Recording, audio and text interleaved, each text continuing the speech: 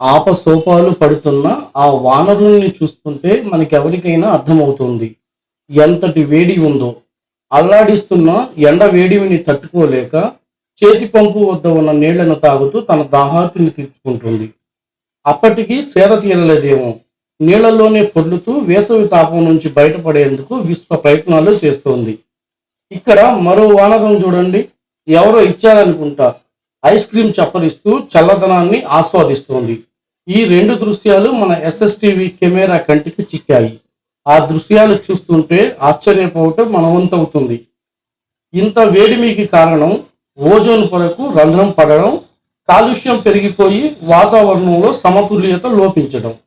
అప్పుడప్పుడే చల్లబడి వర్షం పడుతుంది, అప్పటికప్పుడే మండే ఎండ. మనకే కాక మూగ జీవాలు సైతం అవస్థలు పడాల్సిన పరిస్థితి ఎదురవుతుంది. కాలుష్యాన్ని అరికట్టేందుకు ప్లాస్టిక్ వాడకం మానేస్తే తప్ప వాతావరణంలో సమతుల్యత ఏర్పడటం